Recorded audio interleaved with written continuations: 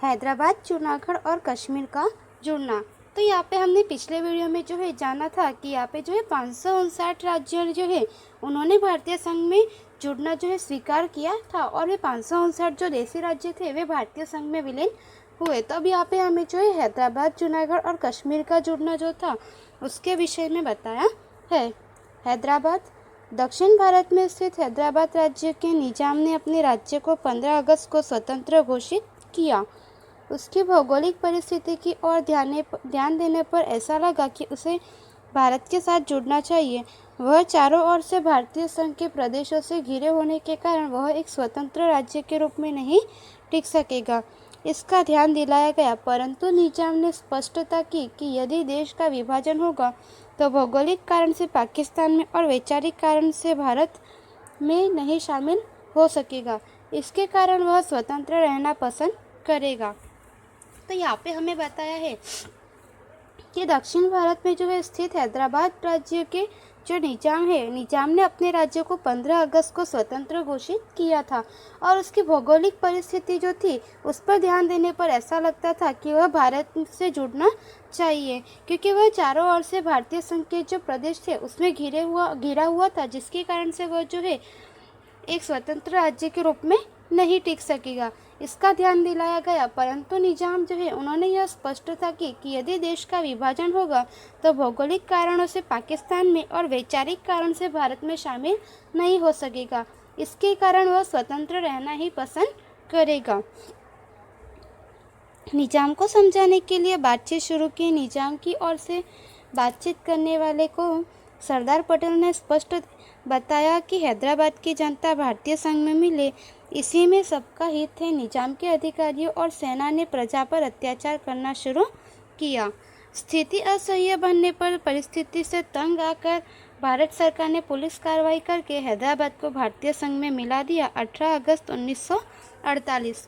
तो यहाँ पे हमें बताया है कि निजाम जो है वह स्वतंत्र रहना पसंद कर रहा था, परंतु निजाम को समझाने के लिए यहाँ पे बातचीत जो है वह शुरू की गई, और निजाम की ओर से बातचीत करने वाले को सरदार पटेल ने स्पष्ट रूप से यह बताया कि हैदराबाद की जनता जो है भारतीय संघ में मिले, इसी में सभी का हित और सभी के लिए अच्छा होगा। परंतु निजाम के अधिकारी जो थे अधिकारियों ने जो है सेना ने प्रजा पर अत्याचार करना शुरू कर दिया, और स्थिति जो है वह असह्य बनने पर परिस्थिति से तंग आकर भारत सरकार ने पुलिस कार्रवाई की, और उसके बाद हैदराबाद को जो है भारतीय संघ में मिला लिया था 18 सितंबर 1948 के दिन। निजाम ने शरणागति स्वीकार की। निजाम को उसके हितों की रक्षा का विश्वास दिलाया गया। उसमें कन्हैयालाल मुंशी ने महत्वपूर्ण भूमिका निभाई। उसके बाद राज्यों की पुनर्रचना 1956 होने से हैदराबाद राज्य को आंध्र प्रदेश में मिला दिया गया। तो यहाँ पे हमें बताया है कि 18 सितंबर 1948 के दिन जो है हैदराबाद भारत संघ में मिल गया था, और निजाम जो है उसने शरणागति स्वीकार भी की, और निजाम को जो है उसके हितों की रक्षा दिलाने का जो महत्वपूर्ण कार्य था वह कन्हैयालाल मुंशी ने किया था। और उसके बाद जो है राज्यों की फिर से पुनर्रचना 1956 में होने से हैदराबाद राज्य को जो है आंध्र प्रदेश के राज्य में मिला लिया गया। तो इस तरह से यहाँ पे जो है हमें हैदराबाद का भारत संघ में जुड़ना उसके विषय में बताया। जूनागढ़ सौराष्ट्र में शामिल है। उसके नवाब ने अपने राज्यों को पाकिस्तान के साथ जोड़ने का पत्र लिख दिया। पाकिस्तान ने स्वीकृति भी दे दी। मुंबई से जूनागढ़ के राज्यों ने जूनागढ़ को भारतीय संघ में जोड़ने के लिए आरजी हुकूमत की स्थापना की। सौराष्ट्र के लगभग सभी राजाओं और लोगों ने नवाब का पाकिस्तान के साथ जुड़ने का विरोध किया। तो यहाँ पे हमें बताया है कि जूनागढ़ जो है वह सौराष्ट्र में शामिल है, और उसके जो जूनागढ़ के नवाब है उसने अपने राज्यों को जो है पाकिस्तान के साथ जोड़ने के लिए पत्र भी लिखा, और पाकिस्तान ने जो है जूनागढ़ को अपने जो देश में शामिल करने के लिए स्वीकृति भी दी। परंतु मुंबई में जो है जूनागढ़ के नागरिक जो मुंबई में रह रहे थे उन्होंने यहाँ पे जूनागढ़ को भारतीय संघ में जोड़ने के लिए जो है आरजी हुकूमत की स्थापना की, और सौराष्ट्र के लगभग सभी राजाओं और जो लोग थे उन सभी ने जो है नवाब का यहाँ पे विरोध किया कि जो जूनागढ़ राज्य है उसे पाकिस्तान के साथ जोड़ा नहीं जाएगा। नवाब के शासक ने जूनागढ़ राज्य की प्रजा को त्रास दिया। मांगरोल और माणावदर ने भारत में जुड़ने की इच्छा व्यक्त करने पर उनकी रक्षा के लिए आयोजित भारतीय सेना और नौसेना ने जूनागढ़ को चारों तरफ से घेर लिया।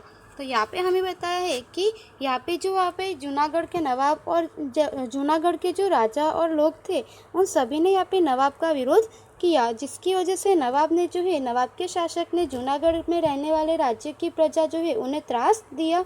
तो मांगरोल और माणावदर उन्होंने भारत के साथ जुड़ने की इच्छा व्यक्त करने पर उनकी रक्षा के लिए आयोजित भारतीय सेना और नौसेना ने जूनागढ़ को चारों तरफ से घेर लिया।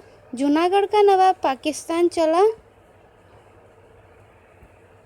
गया और भारत ने जूनागढ़ पर अधिकार कर लिया 9 नवंबर 1947। बाद में लोकमत लिया गया, जिसमें प्रचंड बहुमत से भारत में मिलने के पक्ष में मत दिया।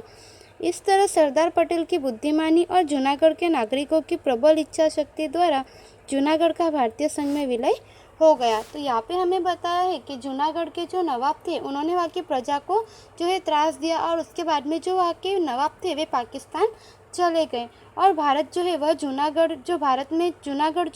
वह भारत में 9 नवंबर 1947 के दिन विलय हुआ और बाद में लोकमत लिया गया, जिसमें कि बहुत अधिक बहुमत से भारत में मिलने के पक्ष में मत मिला। और इस तरह से सरदार पटेल की बुद्धिमानी और जूनागढ़ के जो नागरिक थे उनकी भारत संघ में मिलने की प्रबल इच्छा द्वारा जूनागढ़ का भारतीय संघ में विलय हुआ। कश्मीर के महाराजा हरि सिंह डोगरा ने भारत के साथ विलय पत्र पर हस्ताक्षर नहीं किए थे। इसी दौरान कश्मीर को अपने साथ शामिल करने के लिए पाकिस्तान ने कश्मीर पर आक्रमण किया।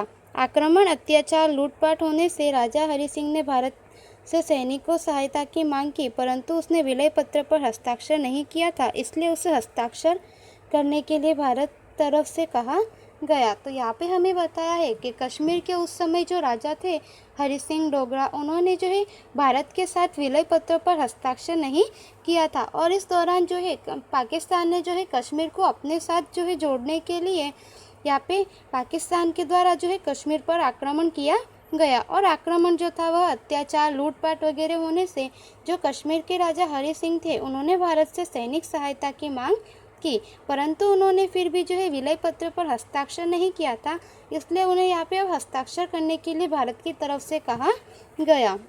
हरि सिंह ने तत्काल विलय पत्र पर हस्ताक्षर कर दिए। भारतीय सेना ने तत्काल कश्मीर जाकर उसकी रक्षा की, परंतु उस समय में कश्मीर के तिहाई भाग पर पाकिस्तान ने अपना अधिकार कर लिया था। भारत ने पाकिस्तान विरुद्ध संयुक्त राष्ट्र की सुरक्षा समिति में शिकायत की। सुरक्षा समिति ने युद्ध विराम करने के लिए कहा। तो यहाँ पे हमें बताया है कि उसके बाद में हरि सिंह ने तुरंत ही विलय पत्र पर हस्ताक्षर किए और भारतीय सेना ने तत्काल कश्मीर में जाकर वहाँ पे उसकी रक्षा की, परंतु जब तक वे पहुँचे तब तक पाकिस्तान ने कश्मीर के 1/3 भाग पर पाकिस्तान ने अधिकार कर लिया था और भारत ने पाकिस्तान के विरुद्ध संयुक्त राष्ट्र की सुरक्षा समिति में शिकायत की, परंतु सुरक्षा समिति ने उस समय में युद्ध विराम करने के लिए कहा। अभी आज भी जम्मू कश्मीर और लद्दाख केंद्र शासित प्रदेश के कई भागों पर पाकिस्तान का अंकुश है, परंतु वह प्रदेश वैधानिक रूप से भारत का भाग है। यह सच्चाई निर्विवाद है और भारत पाकिस्तान के बीच के संबंधों में आज भी कश्मीर का सुलगता प्रश्न है। इस तरह 1948 के अंत से पहले भारत में राजनीतिक एकता सिद्ध हुई और अहिंसक ऐतिहासिक क्रांति पूरी हुई। तो यहाँ पे हमें बताया है कि अभी आज भी जम्मू कश्मीर और लद्दाख जैसे जो भारत के केंद्र शासित प्रदेश है उनके कई भागों पर पाकिस्तान का वहाँ पे कब्जा है, परंतु वह वैधानिक रूप से भारत का एक भाग है। यह सच्चाई है और यह निर्विवाद है और भारत पाकिस्तान के बीच के संबंधों में आज भी कश्मीर का एक प्रश्न बना हुआ है और इस तरह से 1948 के अंत से पहले भारत में राजनीतिक एकता की जो बात थी वह सिद्ध हुई और अहिंसक ऐतिहासिक क्रांति जो थी वह भी यहाँ पे पूर्ण हुई। तो इस तरह से यहाँ पे हमने जूनागढ़, हैदराबाद और कश्मीर का भारतीय संघ में जुड़ना जो था वह जाना। उसके आगे का हम अगले वीडियो में जानेंगे। धन्यवाद।